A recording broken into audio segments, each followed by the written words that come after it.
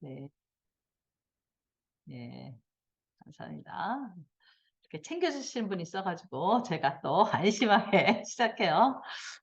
아, 우리가 이제 거의 강의는 이제 오늘, 내일, 모레 3일 정도 이제 하고 제가 이제 또 시험과 관련돼서 조금 말씀을 좀 드리면 강의가 굉장히 많이 지금 지속이 이제 앞으로 속도가 나간 건데 그동안 어떤 게 많이 기억나시는지 모르겠어요.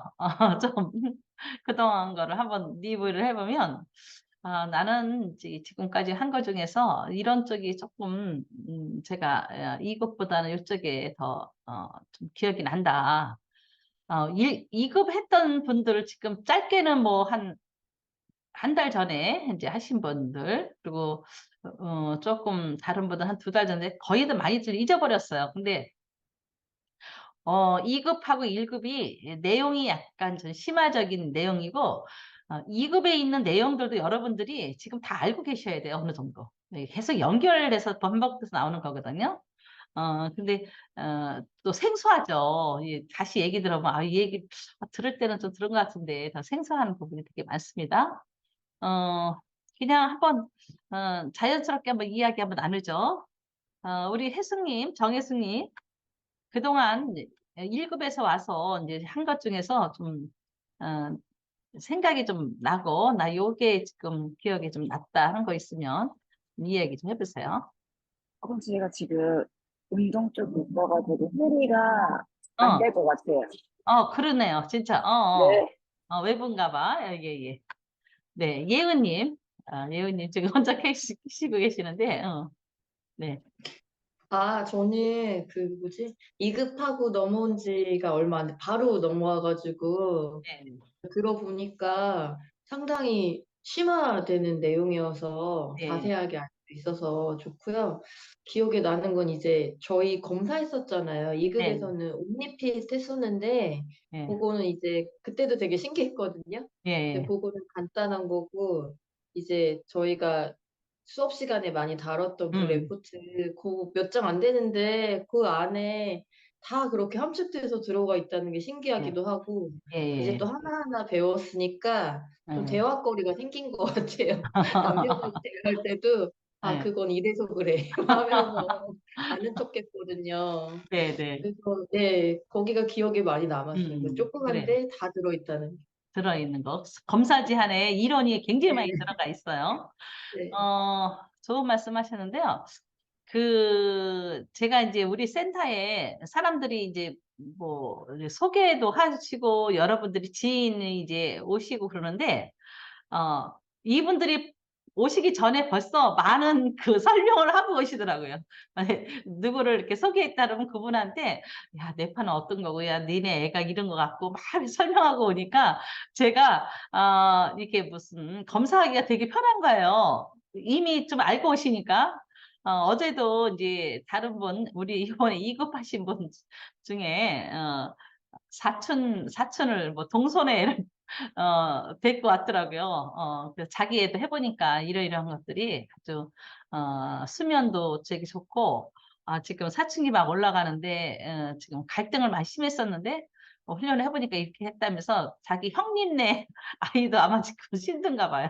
이 사실 동서지간에도 그 서로 자녀들이 나이벌이 있으면서도 또, 그런 게 있잖아요. 서로 잘 키우려고 막 그러잖아요. 그래서 자기 동서 형님한테 얘기했더니 형님이 야 그런 거 있으면 나 좀 진작 가르쳐 주지 하면서 모시고 왔는데 그런 거 이제 검사를 하나 한 거하고 이렇게 1급은 좀 그런 게 있죠. 아마 1급까지만 하시면 더 풍부한 사례들을 이야기할 수 있겠죠. 예, 그런 게 좀 필요하네요.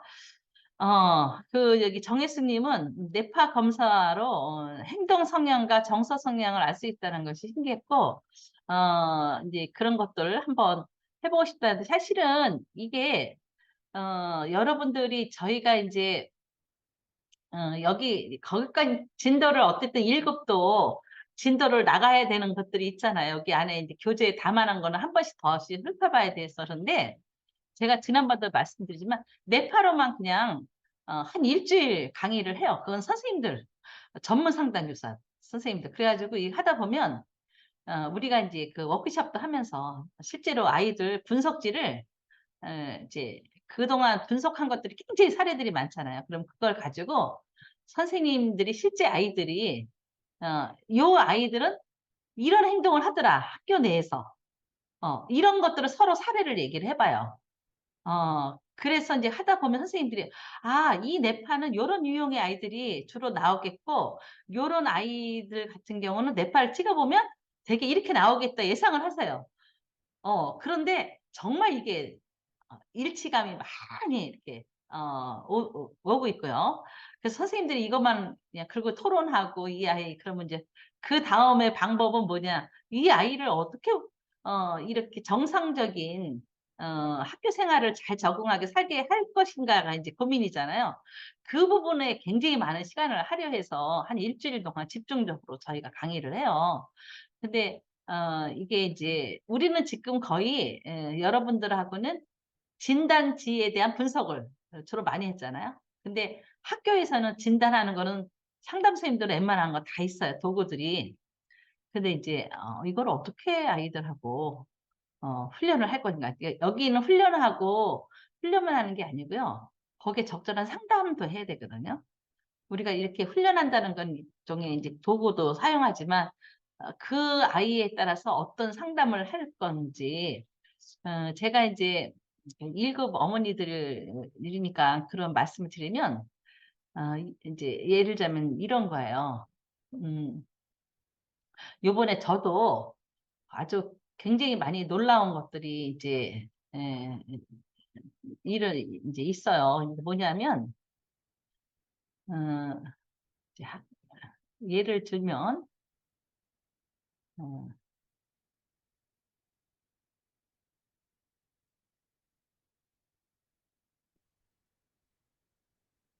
하나 샘플을 좀 보여드릴게요.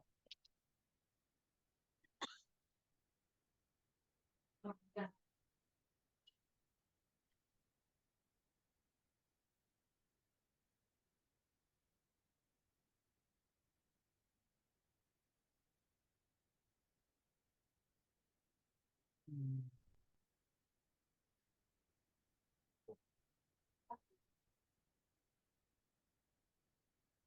저는 저기 이제 그런 말씀을 제가 좀 많이 드렸지만 이제 개인적인 상담도 되게 중요하지만 이렇게 공공적으로 학교의 시스템에 이제 들어가서 학생들을 어떻게 도와줄까가 이렇게 굉장히 이제 관심이 많고 이것을 우리나라 최초로 저희가 그걸 하고 있는 거예요, 학교에서. 굉장히 의미 있는 그 작업들이거든요. 근데 제가 이제 여기 나오고 나서 이제 지금 4년 차 들어가면서 실질적으로 이제 학생들을 주로 저희는 이제 학생이 포커스가 더 많으니까. 근데 맨 처음에는 제가 이제 어떤 식으로 내 교육을 시켰냐면, 뇌를 이걸 했냐면, 지금처럼 여러분들 같이 강의를 선생님들이 들으세요. 그러면 이제 선생님들이 학교 가서 이제 상담 선생님들이 주로 많았어요. 이렇게 아이들을 훈련을 하고 하는 방식으로 했었는데, 이게 이제 그 효과는 있지만 어느 정도 좀 한계가 있더라고요.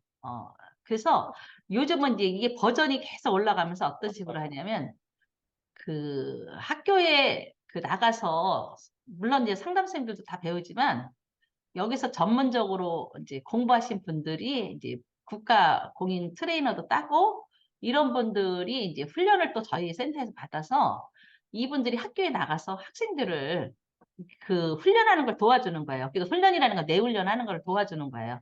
도와주면서 정기적으로 나가서 하는 거예요. 일주일에 2번. 그리고 이 학생들은 대부분 대안교실에 해당되는 학교 안에 대안교실이라고 있어요.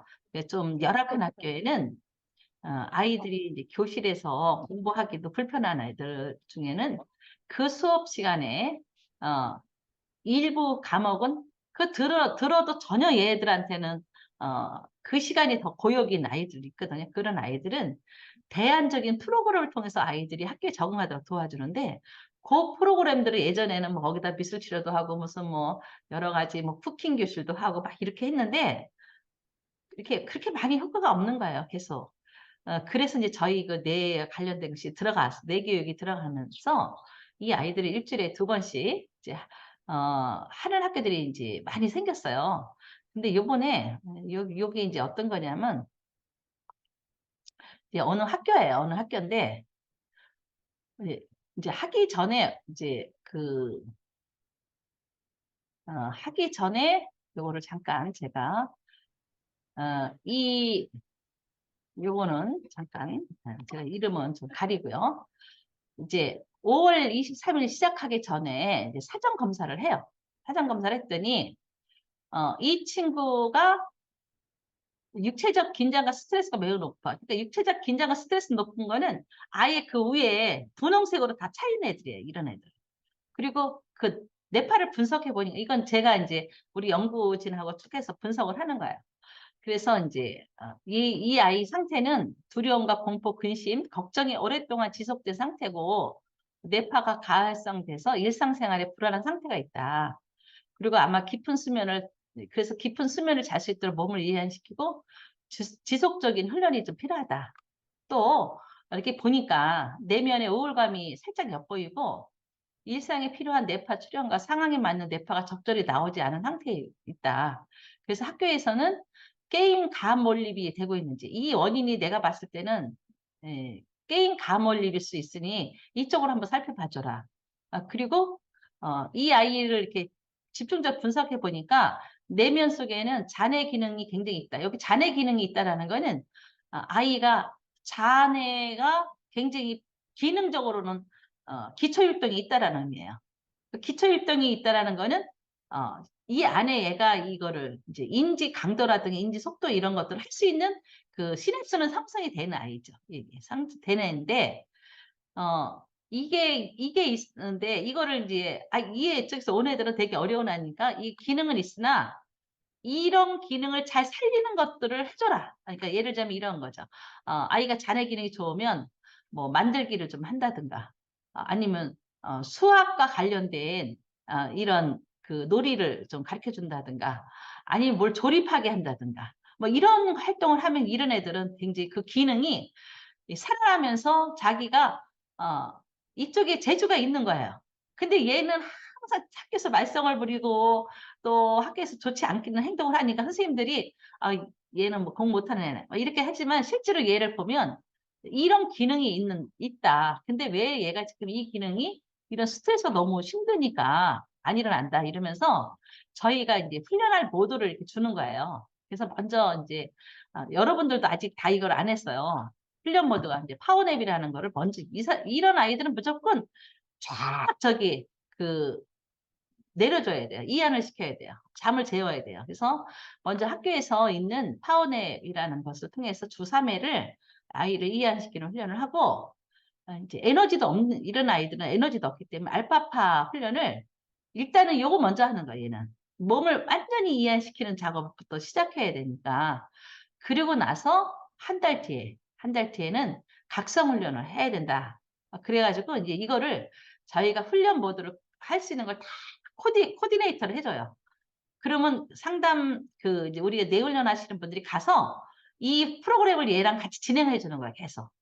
이제 진행을 해줘요. 그래 했던데 5월 23일 하고 이제 방학이 다가오잖아요. 방학이 다가왔는데 우리가 사후 검사, 중간 검사 한 거죠. 근데 끝난 건 아니고 얘가 그동안 2달 동안 어떻게 변했는지를 뇌파를 이제 찍었어요. 찍고 나서는 예, 3D 뇌파 그래프를 보는 짙은 분홍색과 녹색이 벽을 막 밀었던 것이 점점 내려오기 시작하고 있는 거예요. 이렇게 내려앉고 있다. 그러니까 그 얘기는 육체적 긴장과 스트레스가 점점 완화되고 있다는 것으로 몸이 이완이 되고 있다는 표시다.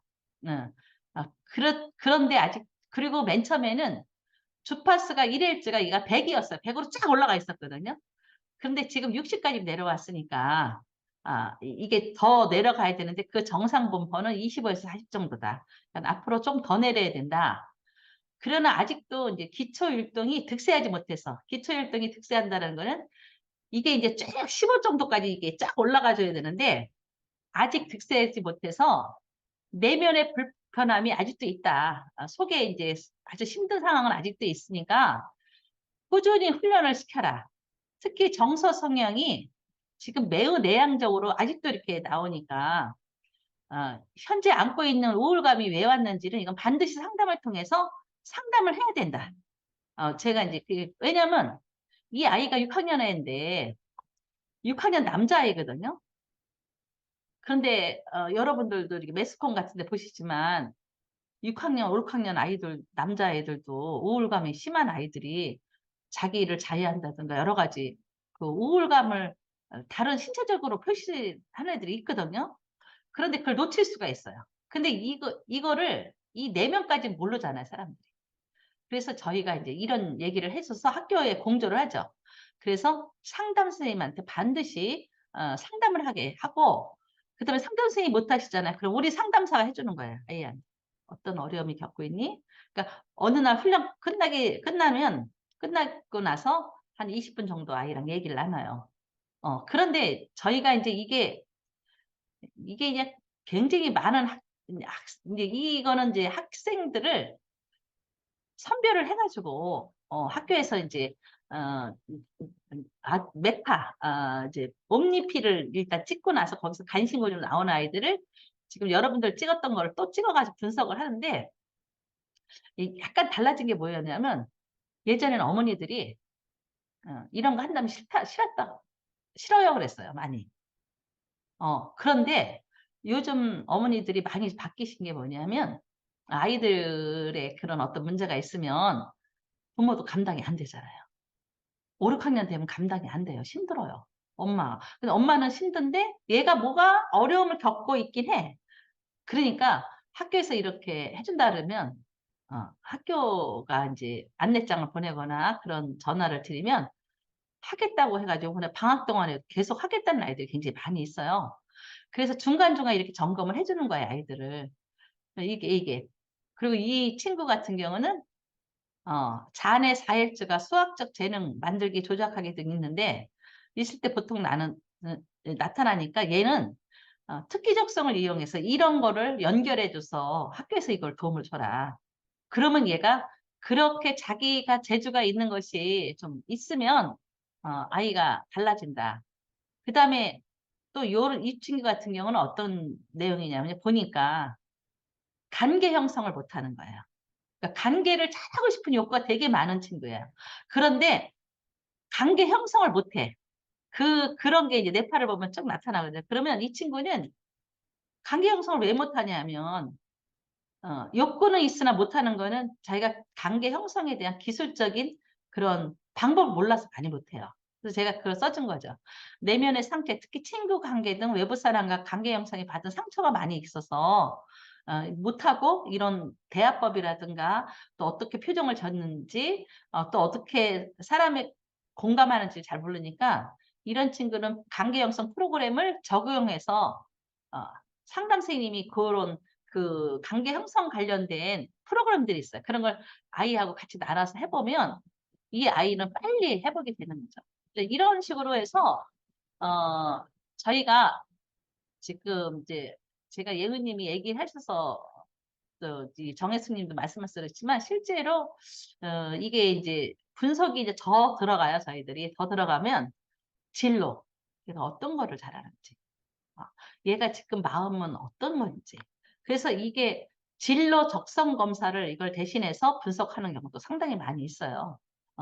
그래서 이게 뇌라는 거는 저도 이제 이거를 하면 할수록 너무 너무 신기할 정도로 야, 이제는 뭐 신기한 걸 넘어가서 저는 야 이거는 우리 뇌는 반대로 정말 고칠 수도 있겠구나. 우리가 지금 하고 있는 여러 가지 그 행동을 정말 잘 이렇게 바꿔줄 수도 있겠구나 생각을 진짜 많이 해요. 그리고 저는 여러분들도 이제 많이 보시지만 금쪽인가 그런 걸 보면 사실은 그 사람들은 저희 같이 현장에 있었던 사람이 아니잖아요. 저는 그 현장에 있잖아요. 그러니까 사실은 저희들이 그런 면에서는 어떻게 보면 저는 그냥 보기만 해도 그 아이의 그 뒷 모습, 그 가정의 어떤 상황을 그냥 40년을 그 일만 했다 생각 없어요. 얼마나 많이 잘 알겠어요. 그러니까 뭐 지금 나오는 금쪽이 같은 분들은 정신과 의사들이 하는 거잖아요. 근데 실제 이렇게 교육을 오랫동안 몸담고 심리학을 정식적으로 전공하고 저희같이 이렇게 임상이 가장 있고 그 현장 속에서 살아가는 사람들이 봤을 때는 저는 이렇게 아이들은 충분히 변화할 수 있다. 굉장히 도와줄 수 있다 생각을 되게 많이 해요. 근데 이제 그 빠른 회복 중에서 하나가 뇌라는 생각을 많이 하고 있습니다. 그래서 여러분들이 저는 1급이 이제 그러면 이제 제가 1급을 학부모님들도 개설하고 그런 거는 어, 이게 저도 여러분들한테 뭐 이렇게 한다 이렇게 단정을 할 수 없지만 앞으로 이거를 여러분들이 이제 좀 세심하게 좀 공부 좀 하고 또 그런 상황을 우리 아이한테도 적용을 해보고 막 이런 그 노하우들이 생기면 충분히 그 학교에 나가서 그 아이들을 도와줄 수 있는 또 학생들뿐만 아니라 또 어르신들 이렇게 도와줄 수 있는 굉장히 많은 직업 세계도 있을 거라는 생각을 되게 많이 해요. 그래서 이제 저희 지난번에 여러분들 같이 이렇게 했던 분들도 이렇게 지금 나가서 활동하시는 분들도 계시거든요. 그러니까 이게 내는 되게 진짜 신기한 것 같아요. 저도 여러분들 마찬가지로.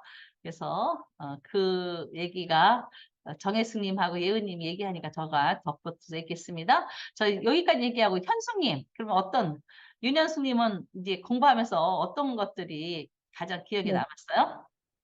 저는 뭐 이제 그 뇌 구조 중에 이제 가장 큰 부분을 차지하고 있는 네네. 전두엽이 되게 궁금해서 저희 아이가 조금 어떨 때 또 충동적인 행동도 하고 음, 요즘엔 약간 반항도 하고 그래서 음, 이제 뇌 공부를 한 다음에는 아이랑 얘기할 때 예전에는 아, 왜 그래? 이랬던 것도 이제 너의 뇌에 이런 음, 부분이 아직 덜 활성화돼서 그런 것이다. 이제 그렇게 얘기도 좀 해주고 있고요. 어, 지금 저도 이제 뇌파 검사를 받아보니 저에 대해서 조금 더 알게 됐고, 음, 아이들도 같이 한번 받아봤으면 좋겠어요. 음. 저희도 남편도 같이. 그래요. 네. 가족이 같이 받아보면 되게 좋죠. 음, 가족이. 그러니까. 네, 네. 한 번 오세요. 네. 혜정님은 어떠세요? 이제 공부하면서. 우리 혜정님도. 아, 저는 이제 저도 뇌파 검사하면서 제 뇌에 대해서 좀 많이 들여다본 것 같아서 되게 신기했고요. 그리고 제가 수면 부족이 좀 되게 심한데, 그게 막 건망증이나 아니면 치매까지 올 수 있다는 생각을 항상 그냥 하고 있었어요. 음, 근데 이제 그게 정말 그럴 수 있겠구나라는 걸 좀 더 안 것 같아서, 잠에 대한 소중함? 이런 것도 알게 됐고, 그리고 또 저희 아이들하고 좀 잘 이제 안 맞거나 제가 이해가 안 됐을 때, 아직까지도 왜 그런지 잘 모르겠지만, 뇌파 검사를 한번 해보면 좀 이해하는 도움이 되지 않을까, 뭐 이런 생각도 들기도 하고, 그리고 저는 이제 뇌 쪽이라든지 상담에 대한 관심이 되게 많아서 심리 음, 상담 쪽도 이제 공부하고 음, 있고, 이것도 이제 공부를 시작하게 됐는데, 좀 이쪽으로 일을 하면 더 좋겠다라는 생각이 조금 더 깊이가 생긴 것 같아요. 네, 공부하면서. 네, 네, 그래서, 계속 이제 공부를 하시면 더 많은 세계가 보이겠죠. 예. 네. 자, 오늘 그래서 한번, 제가 이제 어저께 강의를 끝나고 나서 그런 생각을 한 거예요. 지금 1급 하시는 분들은 한 일주일이 지나가는데 어떤 게 더 기억에 남았을까? 어떤 게 본인한테 메시지가 왔을까? 이런 게 궁금해서 오늘 아침에 질문을 좀 드려봤습니다.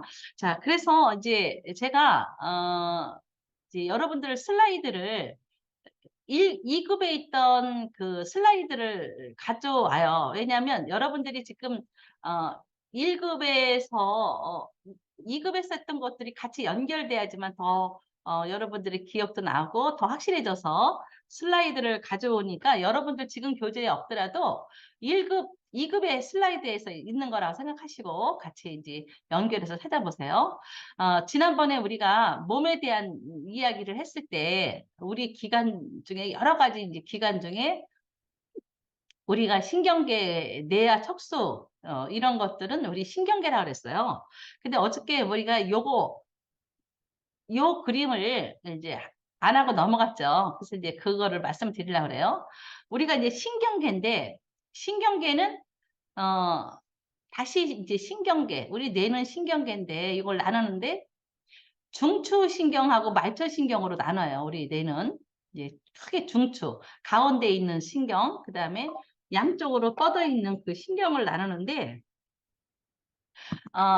여기서 중추신경은 여기 뇌하고 척수를 얘기하는 거예요. 척수.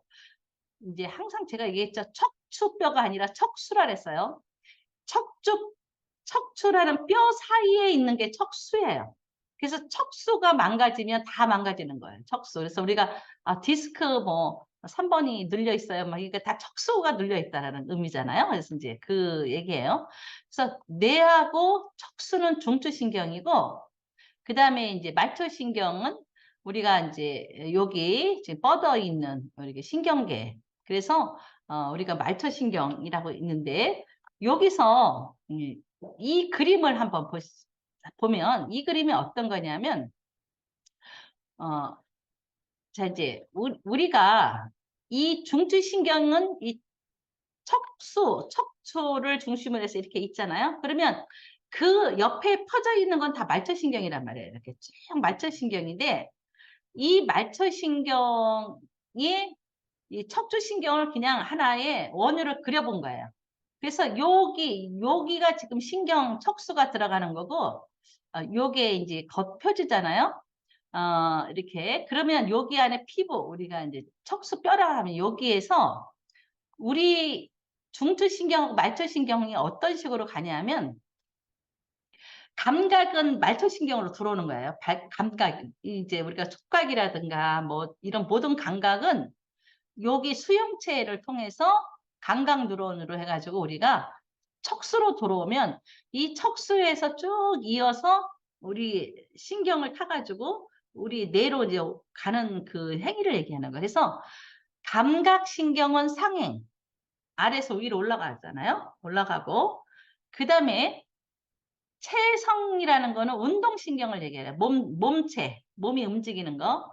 그리고 체성신경은 위에서 내려와서 골격으로 다 가는 거죠. 그래서 우리가 골격으로 움직이는 거잖아요. 그래서 우리 골격이 236개 있고 골격이라고 이제 나오는데 요런 마디마다 하나하나가 다 이제 골격이 있는 거예요. 이런 움직임이 우리 예전에 학교에 있을 때 그 신체 해골이 우리 애들이 해골이라 했잖아요. 이렇게 살도 하나도 없는 그 뼈만 있는 플라스틱이 서 있잖아요. 그게 하나하나가 다 지금 골격근이잖아요. 이렇게 하나 움직이는 거. 살이 없는 그 상태. 요거는 운동과 관련된 거다. 그래서 그거는 위에서 아래로 상행. 그래서 이건 하행. 감각은 상행, 운동은 하행이야. 근데 이거 여러분들 이제 요거하고 이제 나중에 오늘 공부할 거랑 다 연결돼요. 자, 보세요. 위로 올라갔어요. 올라가서 여기 두 정엽이 있는 요 안에 그 머리 라인에 우리가 앞에 쪽은 감각이 들어오는 누런 감각 라인이고 뒤쪽이 운동 라인에 이제 맵이 다 돼 있는 거예요. 그래서 이게 소마틱이라 했죠. SMR이 나오는 이 자리라 했잖아요. 그래서 이렇게 쭉 올라가서 시상을 통해서 다 올라가서 여기에 가서 이 신체에 관련된 부위하고 연결된 것이 전두엽이라든가 모든 그 뇌의 시스템을 통해서 우리가 출력을 시켜주는 게 운동이에요. 우리가 들어가는 건 감각이고. 그래서 이제 이런 식으로 돼 있다라는 것이 이제 요 얘기고, 요거는 뭐냐면 이게 감각이 들어가고 감각이 내려오고 요게 감각 운동 뉴런이 있는가 하면 우리 몸에는 그냥 자율적으로 움직이는 자율신경계가 있어요. 그 자율신경계를 우리가 흔히 자율신경계 많이 배웠죠. 그래서 자율신경계는 뭐냐? 평활근, 심장근, 샘 이런 것들은 이제 그 허파 같은 경우 이렇게 활동을 하잖아요. 움직이는 거. 심장근 같은 거. 이런 것들은 어떤 감각이 있고 감각이 없고 이런 게 아니라 자율적으로 자기가 움직여 버리는 거야. 이 자율신경계. 그래서 우리가 보통 감각신경, 운동신경, 그리고 자율신경 뉴런, 자율운동 뉴런이 있는데 이 자율운동 뉴런에는 평활근이라든가 심장근, 샘 이런 것들이 자율적으로 일어난다. 이런 의미를 요 그림에서 나타난 거예요. 그래서 여러분들이 중추신경계, 우리 몸은 말초신경계가 있고 감각은 아래에서 위로 올라가고 그 감각을 통해서 다시 운동 출력이 위에서 아래로 뇌에서 내려와 가지고 우리는 골격에서 움직임이 있다. 이렇게 우리 몸이 움직임을 주는 거고 또 다른 움직임은 뭐냐면 우리 몸에는 그렇게 감각과 운동이 아니라 자기 스스로 운동을 하는 자율적인 운동을 하는 뉴런이 있는데 얘네들은 되게 어디냐? 우리 몸 안에 있는 내장에 관련돼 있다. 그래서 심장이라든가 허파라든가 장기라든가 위 이런 것들은 우리가 자극을 주나 안 주나 24시간 쉬지 않고 움직이고 있는 거예요. 자율적으로. 그래서 어떤 때는 자율적으로 하기 때문에 어느 날 뭐 심장이 막 뛰거나 허파가 막 숨이 펄떡펄떡 하는 거 이런 것들은 그 신체의 에너지에 따라서 자동으로 자기가 조절을 하는 거죠. 그런데 이 자율신경계가 그 자율적으로 조절 기능이 떨어질 때 우리 몸의 면역 체계가 무너지게 되는 거예요. 우리 몸의 신체에 어떻게 보면 신체 조성하는 이런 균형감이 이제 무너지게 되면 그때 우리 몸이 자율적으로 움직이지 못하니까 뭔가 수동적으로 넣어줘야 되죠. 그런 게 다 심장 이식 같은 게 그런 거예요. 자기 스스로 이게 심장을 뛰지 못하니까 심장 박동기를 넣어주잖아요, 여기. 그렇게 저기 수동적으로 하는 것도 수술이 있지만 실제 우리 몸은 생체적으로 자율적으로 이렇게 움직이는 이런 이 근육계들이 많다. 평활근이나 심장근, 샘 이런 건 호르몬이 나오는 이런 샘 같은 곳이 다 그렇게 이루어진다. 그래서 이거 굉장히 중요한 그 개념이에요. 그래서 요거를 제가 다시 이제 보여주려 슬라이드 가져왔고요. 그래서 이게 이제 올라가고 내려가는 거 어저께 이제 그림을 했고요. 요거는 요 그림은 이제 감정과 관련된 그림으로 쓸 거예요. 지금은 아직은 안 쓸 건데 여기 보면 여러분들이 이제 지난번에 기억이 나실지 모르겠지만 우리가 이제 부정적 사고, 그다음에 불안 이런 정서들 이런 것들은 요 편도체 안에서 계속 감정이 서로 여기 보면 빨간색으로 보인 요 선, 그 다음에 파란색의 선, 요 선들이 왔다 갔다 하잖아요. 이렇게. 이거는 뭐냐면, 이거 MA가 모터인데, 이제 뭐냐면 여기가 계속 자동으로 돌아가서 이 감정이 부정적 정서는 한번 이게 갇히면, 이게 헤어나지 못한다라고 하는 파페트 헤러라는 얘기를 한 적 있어요. 그래서 이게 파페트 헤러가 뭐냐면, 이 생각이 한번 멀면 감정과 이 해마 부분과 여기 이게 이제 오히려 올라가서 전두엽으로 올라가 가지고 결정을 해서 이거는 불필요한 내용이야. 잊어버리자. 이거는 네가 이렇게 행동하면 안 되지. 그리고 너한테 도움이 안 돼. 그래서 잊어버리거나 아니면 포기하거나 어떤 행위를 하게 만드는 그 결정을 하는 거는 되게 우리가 이거 PFR에서 해서 전전두엽이에요. 프리프론탈이라고 해가지고 여기서 판단하는데 파페트 헤러 같은 경우에는 여기까지 올라가는 심보다 그냥 자기 감정 안에서 그냥 돌아다니는 거예요. 이성적 사고까지 여기 머리까지만 안 올라가는 거예요. 너무나 감정이 이제 과활성화돼서.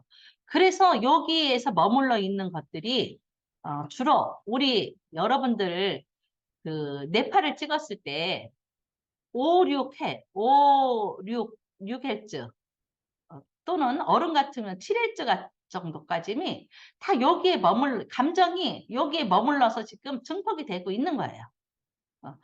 근데 이걸 이제 벗어나야 되잖아요. 이제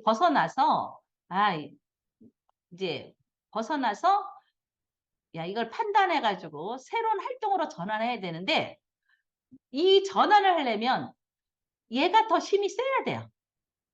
얘가 훨씬 더 발휘를 해줘야 된다면 내가 발휘를 해줘야 되는데 얘는 약해버리는 거야. 얘가 더 세니까. 얘가 가활성화 되니까 얘 이 활성화된 것이 지배를 해버리면 얘가 상대적으로 줄어들 거잖아요. 우리 뇌는 이 기능이 이쪽이 너무 가활성화 되면요. 이게 줄어들어. 얘가 생각할 수가 없어. 거기까지는 올라가질 않아요. 그래서 이쪽에 있는 지금 늘상 5, 6Hz가 올라가 있으면 항상 뭔가 마음이 불안하고 걱정스럽고 그다음에 공포스럽고 이런 것들이 지속적으로 일어나게 되죠. 이제 이런 문제가 지금 우리 굉장히 아이들뿐만 아니라 우리들도 그래요. 그래서 여기서 가장 적인 건 뭐냐? 그래 편도체가 그 역할을 굉장히 많이 하기 때문에 편도체의 가활성화를 줄여야 된다. 편도체를 떨어뜨린다. 이런 얘기를 많이 해요. 편도체가 막 가활성화된 것들을 떨어뜨려야 돼야 이 회로가 여기서 머물러 있는 파페치 회로가 되는 게 아니라 이 전전두엽까지 올라가서 이성적 사고를 할 수가 있다는 거예요. 그러니까 내 감정이 지금 너무나 쌓이면 아무 큰 사항이라도 내가 오늘의 감정이 어떻게 증폭되어 있냐에 따라서 굉장히 달라지잖아요. 어, 특히 이제 제가 이거는 그냥 여러분도 똑같아요. 여러분이나 저희나 뭐냐면 사람은 감정의 동물이라 그러잖아요. 이성의 동물이 아니라 감정적이자. 그래서 내가 기분 좋은 날이면 똑같은 상황도 이렇게 그 이해가 참 잘 돼요. 근데 이제 예전에 제가 이렇게 농담으로 한 거야. 이제 교사 선생님들 뭐 연수할 때 많이 하는데 선생님들이 막 연애를 막 이제 그 데이트를 막 하시는 초기에 하면 사랑을 하고 있는지 아닌지 아니면 저 사람이 이렇게 지금 이성 간에 그 사귀다가 좀 불편한 시기인지 이거를 옆에서 이렇게 관찰해 보면 젊은 사람들은 잘 알겠더라고요, 제가. 그 어느 정도 뭐 결혼한 사람들은 그런 안정감이 있잖아요. 그냥 살아가는데 좀 안정감이 있는데 아주 되게 이제 사랑이 막 샘솟을 때는 뭐 얼마나 많은 도파민과 뭐 엔돌핀이 나오겠어요. 그러니까 그때는 되게 사람들이 여유롭고 애들에 대해서도 되게 더 잘해요. 근데 막 이렇게 하다 보면 이 순간에 막 싸움이 나고 막 이럴 때 되게 얼마나 이 아내가 속상해요. 그러면 에너지도 없으시고, 그러다 보면 뭘 하면 좀 힘들어하고 그렇더라고요. 그래서 제가 그 젊은 사람들 예전에 신규 교사들 이렇게, 연수할 때 그 얘기를 참 많이 했어요. 그 이성 간의 관계 이런 것들도 우리가 아이들을 대하는 태도에 영향을 미치니까 선생님들은 감정을 이제 그런 감정에 노출되지 않도록 잘해야 된다 이런 얘기를 되게 많이 했어요. 그 얘기는 우리 집도 엄마들도 마찬가지잖아요. 엄마들도 내가 오늘 기분이 되게 좋고 남편하고 관계가 좋고 뭐 여러 가지 평온할 때는 우리 아이들이 조금 잘못해도 이성적으로 봐주는데 내가 남편과 더불어 또 뭐 남편의 뭐 시댁 아니면 또 주변에 막 여러 가지가 안 풀렸을 있으면 내 마음이 이게 너그러워지가 않는 거예요. 너그럽지 않으니까 거기에서 가장 약자가 누구냐면 우리 애가 제일 약자잖아요. 그러니까 걔한테 막 화풀이를 하는 거예요. 나도 모르게. 그냥 짜증내고 막 신경질 내고 화내고 그러는 거예요. 그러면 그 아이는 고스란히 그냥 갑자기 당하는 거죠. 어떻게 보면. 이제 그런 그래서 이 감정이 이 부풀러 오르면 되게 이제 그런 힘든 모습이 보인다. 이제 요에 관련된 이 슬라이드예요.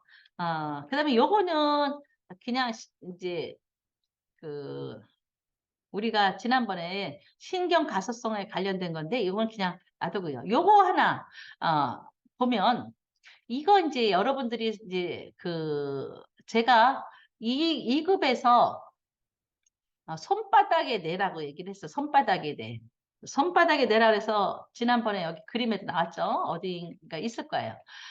그 내용이 좀 더 학문적으로 나온 게 여기 이 손바닥에 내라는 거는 이거였죠. 이제 우리가 이제 이제 뇌를 손바닥으로 비교를 해서 자 여기가 뇌간이에요. 뇌간이 있고 그 다음에 변형계가 있어요. 변형계라는 것이 여러분들 변형계는 감정과 관련된 뇌고 대뇌피질은 우리가 인지 인지와 관련된 뇌라 그랬어요. 요거 정도는 다 아시잖아요. 그런데 이 손바닥 뇌는 여기 이 세 개 내에서 가장 중요한 것이 이제 뇌관과 관련된 생명과 관련된 생존과 관련된 것이 가장 이제 중요하게 이제 여기고 요게 안정화되면 그 다음에 감정과 관련된 변형계가 안정화되고 그 다음에 그것을 바탕으로 해서 우리가 인지하는 이 뇌가 또 발달하는 건데 그래서 우리 뇌는 이 뇌관과 변형계 대뇌피질이 같이 통합을 이뤄야 된다. 같이 협력을 해야 된다. 또는 같이 협응을 해야 된다. 이런 거예요. 같이 협응, 협력, 통합 이게 굉장히 같은 개념이에요. 그런데 지금 얘기한 거랑 이제 같은 얘기인데 여기가 활성화됐다. 여기가 활성화됐다면 얘 기능이 안 된다라는 거죠. 그리고 여기가 활성화되면 뭐냐면 얘가 가지고 있는 에너지까지 다 끌어다 쓸 수밖에 없는 거예요. 다 끌어다 써요. 그러면 얘가 지금 가지고 있는 기본적인 에너지, 힘들이 약해지죠. 얘한테 다 모든 게 얘한테 가 있으니까.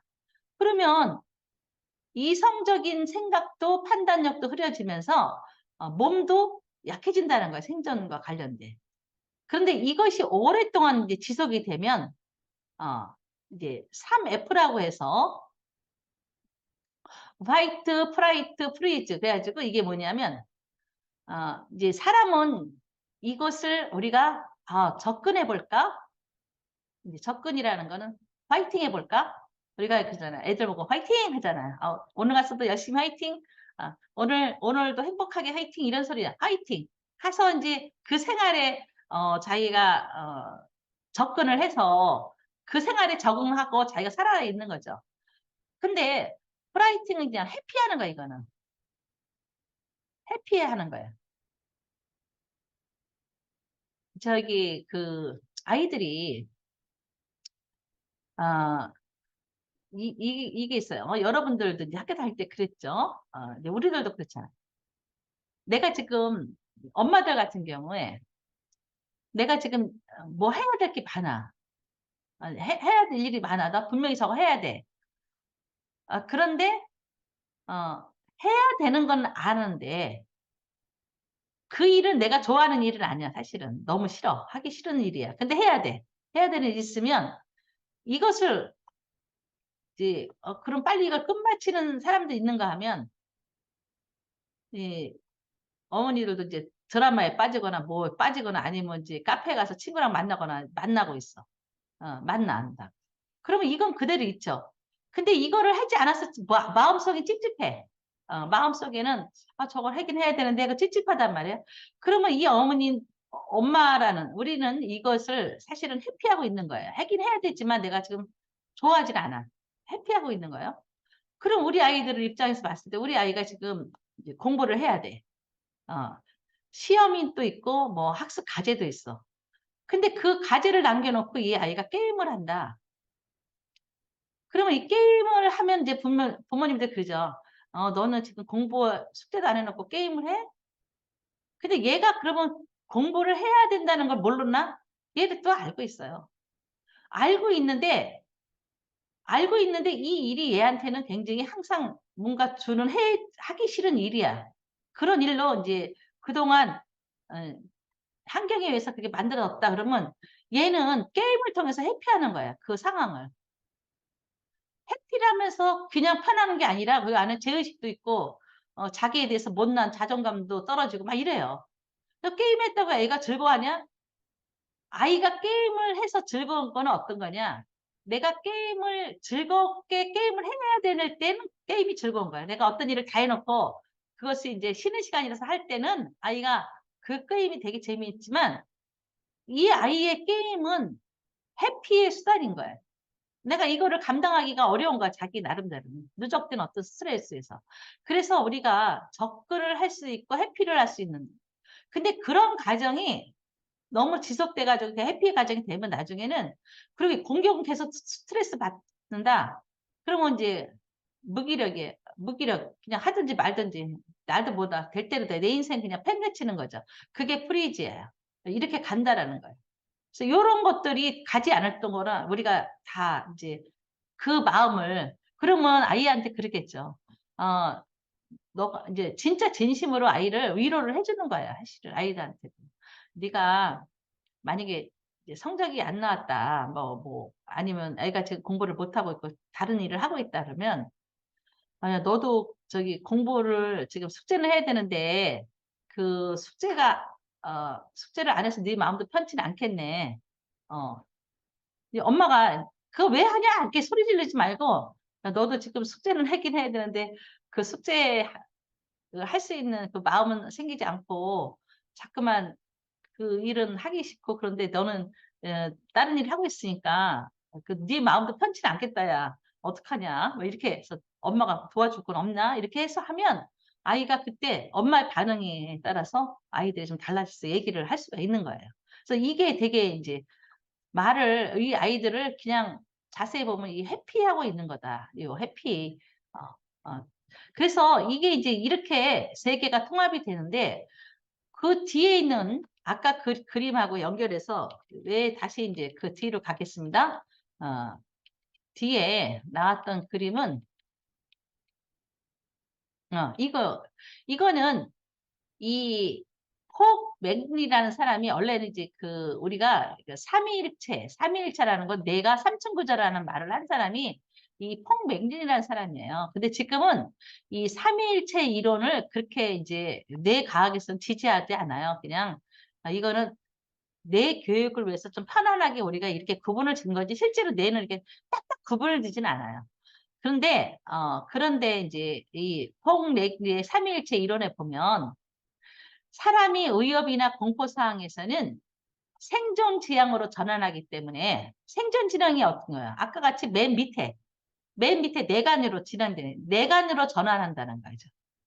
사람이 공포와 위협한 상황에서는 여기 공포와 위협은 감정적인 거죠. 감정적인 어려운 그 변형계의 편도체 이런 게 다 있기 때문에 거기서 이런 상황에서는 뇌간으로 전환해. 그러면 전환이라는 건 뭐냐? 생존하기 위해서 자기가 버티는 거예요. 생존의 뇌로 변해버리는 거죠. 생존의 뇌는 다시 말해서 우리가 흔히 얘기해서는 파충류의 뇌라고 얘기도 하잖아요. 그럼 파충류의 원시적으로 우리가 생각했을 때 그 동물의 그 파충류가 봤을 때는 뭐 인지라든가 이런 활동 없잖아요. 그러니까 지금 내가 먹고 사는 게 문제인 거야. 내가 지금 오늘 숨 쉬고 내가 사는 게 문제지 이런 고차원적인 학습이 어렵다라는 거예요. 그래서 이것을 관련돼서 실제로 뇌를 찍어봤더니 뇌를 찍어본 거예요. 높은 도전감을 지니는 아이들, 그런 아이들의 뇌는 각자의 뇌 상태가 여기 보면 붉은색이 있잖아요. 이런 붉은색이 활성화된 것들이 이거 약간 거뭇거뭇한 게 활성화된 건데 이것들이 골고루 다 퍼져 있어요. 다 퍼져 있어요. 골고루 제 역할을 하고 있는 거예요. 자기 역할을 하고 있는데 이게 이제 그 MRI 같은 걸 찍어보니 정상적인 사람은 각자가 자기 일에서 일을 다 하고 있는 거야. 자기 위치에서. 이성적인 거, 감정, 생존이 각자 뇌에서 하는 일인데 불안과 위험, 공포적인 상태에 놓이면 이 모든 활성이 이렇게 밑으로 다 내려와 버리는 거예요. 그러니까 내 혈류가 다 밑으로 내려가는 거예요. 우리가 뇌가 활성화됐다는 얘기는 이 혈류가 통한다는 얘기거든요. 혈류가 골고루 이렇게 가면서 그 혈류 속에서 산소를 공급하고 포도당을 공급해 주는 거예요. 우리 뇌의 에너지는 포도당과 산소잖아요. 그러니까 포도당과 산소가 우리 뇌에 골고루 해야지만 얘가 활성화되는 거예요. 그런데 얘가 지금 너무나 공포스럽고 위협한 상황이면 이 뇌 혈류들이 아래로 싹 쏠려가지고 뇌간 쪽으로 다 쏠려버리는 거예요. 그래서 우리 그런 얘기도 많이 하잖아. 뇌가 지금 뻣뻣해. 뒷목이야 막 이런 얘기 하잖아요. 그 뒷목이라는 게 뇌간이야, 뇌간. 내가 지금 너무나 힘들고 그리고 이게 지금 뻣뻣해진단 말이에요. 왜냐? 여기서 에너지가 필요한 거예요. 생존을 위해서. 그래서 여기를 막 난리가 났잖아요. 뒤가 뻣뻣해서 여기가 다 경직되잖아요. 그래서 스트레스 많이 받은 사람들은 다 온몸이 다 결려 있어요, 여기가. 실제로 다 결려 있어요. 그래서 여기를 풀어줘야죠. 많이 풀어지잖아요. 풀어주면서 골고루 이렇게 실제 저희가 뇌 이제 훈련이라는 걸 하잖아요. 그러면 혈류들이 골고루 이제 이렇게 올라가게 만들어요. 그런데 그러다 보면 이제 학생들 중에 어른들 마찬가지예요. 얘가 오랫동안 이제 한 달 정도 하고 나면 이제 하면서 내가 여기 머리가 좀 띵한 것 같은 느낌이 들어요. 머리가 띵해. 어느 부분이 띵해요. 그럼 어떤 부분은 어떤 사람 간질간질해진다 그래요. 그러면 우리 학생들도 이렇게 하다가 선생님, 저 여기가 좀 머리가 좀 띵해요. 그러면 네가 참을 수 있으면 참고 만약에 힘들면 그 벨트만 풀러봐. 그러면 하나도 안 아플 거야. 그렇게 얘기를 하거든요. 그런데 실제로 그게 왜 그러냐면 얘가 지금 이쪽에는 혈류가 거의 움직여지지 않았던 것을 뚫어주는 거거든요. 지금 혈류가 이제 가게 하니까 여기가 띵하게 느껴지는 거야. 그런데 거기가 그 훈련을 통해서 계속 하다 보면 거기에 혈류가 이제 쫙쫙 오고 가면 이제 여긴 괜찮고 다른 데가 또 그래. 이제 그런 증세가 있는 친구들이 있어요. 이제 그렇게 얘기를 하는데 실제로 여기 보면 이쪽 한쪽으로 다 쏠려서 내려온다. 이런 것들이 이 그림들이에요. 그래서 그거를 뭐냐 다운 시프팅이라는 거야. 아래로 내려간다는 거. 이런 현상들이 있는 거. 그래서 우리 아이들의 뇌가 이런 그 위험과 공포, 불안의 상태에서는 고차원적인 인지 활동이 안 된다. 그래서 뭐냐 마음을 편안하게 해줘야 된다. 이런 의미에서 이거예요. 그런데 이 그림도 다 그 그림이에요. 자, 저희가 이제 보면 이거는 제가 이제 설명을 여러분들 했으니까 이제 쉽잖아요. 근데 이렇게 나오면 너무 어려운 거예요. 이게 뭔 그림인지 모르는데 이 그림도 다 그런 내용이에요. 자, 이것도 여기가 이게 뇌간이에요. 여기가 이제 여기가 뇌간이잖아요. 그러면 여기가 이제 우리가 제1 하이뇌잖아요. 생존의 뇌라고 했어. 여기에 해당되잖아요. 여기에 그 다음에 여기서 여기가 변형계예요. 여기가 변형계. 이게 이제 중이뇌였죠. 주로 이제 중이뇌에 해당되고 이쪽이 대뇌피질에 해당되는 거예요. 이렇게 노란 게. 그런데 여기서도 이제 그렇게 해당되니까 이걸 보면 여기 뭐가 있냐면 이 뇌간 쪽에 보면 VTA가 있어요. VTA. 요게 이제 요거는 VTA, 그러니까 이렇게 동그랗게 생겨, 여기에 이렇게 핵이 있는 거예요, 핵. 핵이라는 건 뉴런이 많이 모여 있는 게 핵이라 그랬어요. 그 이름을 복축피계 영역이라 그래요.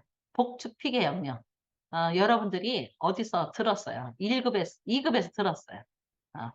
자, 복축피계 영역은 이제 얘가 뭐 하는 애냐면 얘가 감정, 쾌락, 도파민을 내보내는 곳이에요, 얘가.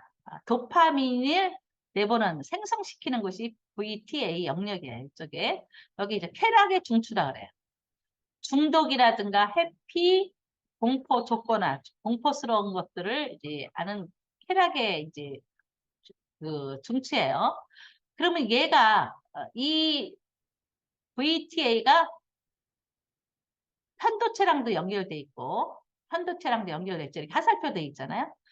VTA가 전전두엽하고 연결돼 있고, VTA가 또 중격을 통해서 또 전전두엽이 연결돼 있고, 그 다음에 이 VTA가 이 측자하에도 연결돼 있고, 또 VTA가 시상하부랑 연결돼 있고, 얘가 골고루 많이 연결돼 있어요. 그 다음에 편도체는 또 누구랑 연결돼 있냐면 시상하부랑도 연결돼 있고, 측자핵도 연결돼 있고, 전두엽하고 연결돼 있고, 그래서 우리 뇌세포는 서로 다른 데랑 상호 다 연결성이에요. 거의 네트워크예요. 거의. 그러니까 감정이라는 것이 뭐 하나에서 일어나는 게 아니라 여러 군데가 다 모여서 이렇게 여러 가지 일들을 하는데 이 편도체가 하는 일은 감정의 증폭기다.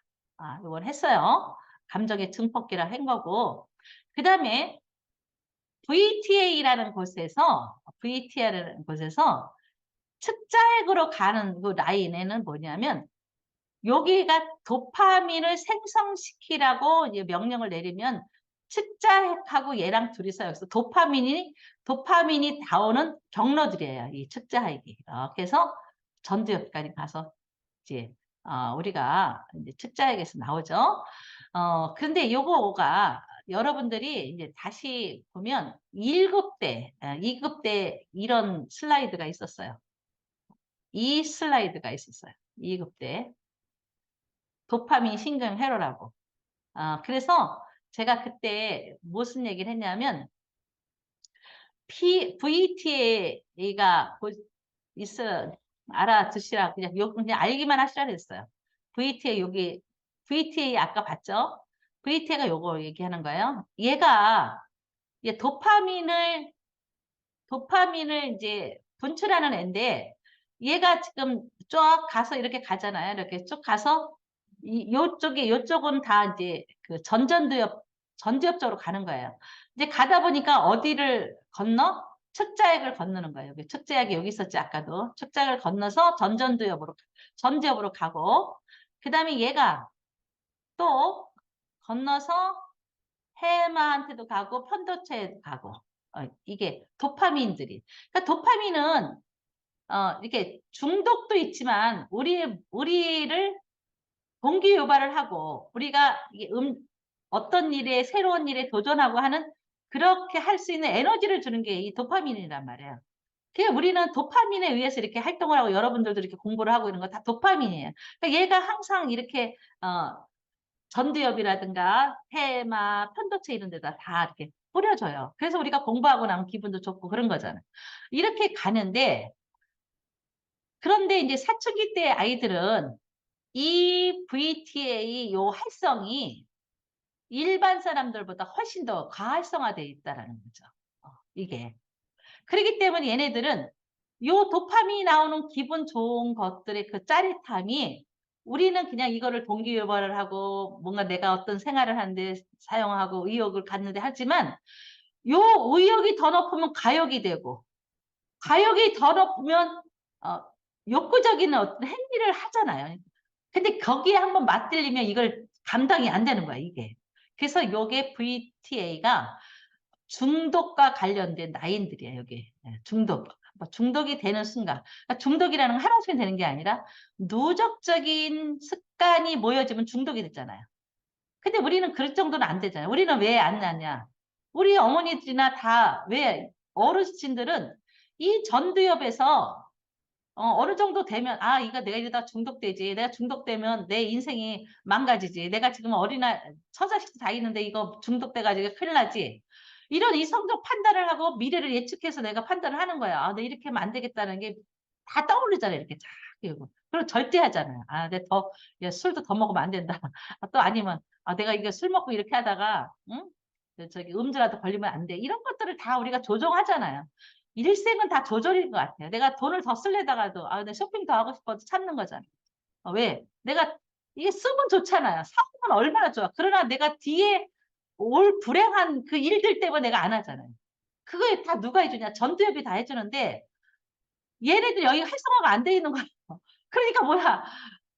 내질러 버려. 그냥 해버리는 거예요. 해버리는 거야. 그냥 게임 하고 싶어 하는 거고 지금 친구들랑 지금 이성적인 아이들 놀러 가고 싶으면 놀러 가고 뭐 폭력적인 하는 거야. 그래서 이게 습관화돼 중독을 간다는 거죠. 이 중독의 라인이라 그랬어요. 그 다음에 또 하나는 제가 여기서 그날 얘기를 해줬죠.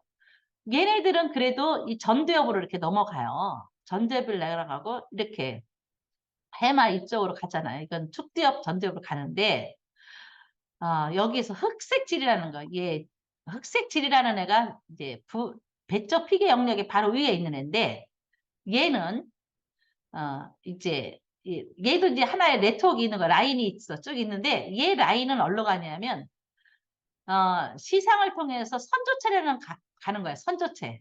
선조체가 뭐냐면, 기저핵이 있는 데가 선조체예요. 기저핵 아래 있는 그 기저핵 안에 몇 가지 이제 그 핵들이 있는데 그 중에 하나가 선조체예요. 기저핵은 뭐라 그랬어요? 감정과 행동과 지금 우리 이성 이런 것들을 다 이렇게 조합해서 우리를 조정해 주는 데가 이제 기저핵인데 여기에 이제 도파민이 여기에서 이제 쫙 나가면 이런 행동들이 이제 파괴되는 거예요. 사람의 본래 기능들을 못 하는 거예요. 그런데 이 흑색질은 다 뭐냐? 흑색질이 나오는 데는 흑색질과 관련되는 데는 다 약물과 관련된 거라 했어요. 약물. 그래서 그것도 2급에 교재에 있었죠. 그래서 제가 여기 갖다 놨어요. 2급에서 나왔어요. 2급에 음식이나 물, 음식, 물, 물이라는 거는 이제 저기 뭐 이제 이런 중독들, 이런 요인들이 복죽 피계야. PTA에서 도파민을 분출해준다. 우리가 성이라는 거, 물을 먹거나 음식을 먹고 그러면 이런 데서 도파민을 분비를 하죠. 그런데 이제 다 가다하면 안 되는 거예요. 음식도 적당히 먹어야지. 음식 먹고 나면 엄청 기분 좋잖아요. 커피 한 잔 마시고 나면 얼마나 기분이 좋아요.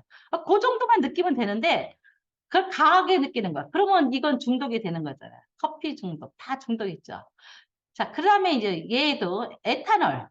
에탄올은 우리가 술의 원료잖아요. 이게 이제 가바라는 말이 나오죠, 여기서. 도파민 뉴런을 억제하는 가바성 인터뉴런을 억제하여. 가바라는 거는 이건 억제성이에요. 억제성. 이 신경 전달 물질이에요. 억제. 이 억제를 해서 이제 분피하게 하고. 그다음 얘도 마찬가지예요. 술도 똑같아요. 비슷해요. 복죽 피계아 쪽에서 나와요. 얘도. 그다음에 이제 측핵에서 나오는 애들이 문제죠. 측핵, 니코틴. 네, 니코틴도 담배 끊기가 진짜 어려운 게 그런 거예요. 담배도. 그래서 특히 엠페타민, 코카인 이런 것들은 측핵에서 나오는데 요거는 지금 우리들이 얘기한 여기보다 잠깐 여기에서 측핵이죠. 여기를 얘기하는데 이거는 얘네들에 비해서 이쪽에서 나오는 애들은 바로 이 기저에 선조체로 가기 때문에 한 번만 이게 얘네들은 어떻게 보면 VTA 같은 경우는 그 습관이 들이는 것이 과다한 습관에 중독이 된다면 얘네들은 거의 한두 번만 해도 이게 중독에 그냥 빠진다라는 거예요. 그래서 약물 같은 거는 한번 경험을 하면 그걸 헤어나지 못해요. 제가 지난번에 마약을 한 검사님이 방송에 나와서 얘기하는 걸 들었는데 그 마약을 한번 하게 되면 우리는 모르잖아요. 그 마약이 어떠한 내한테 어떤 기분을 주는지를 모르잖아요. 그런데 마약을 하게 되면 그 기분이 이제 이런 거라고 그러더라고요. 저도 이제 이런 거.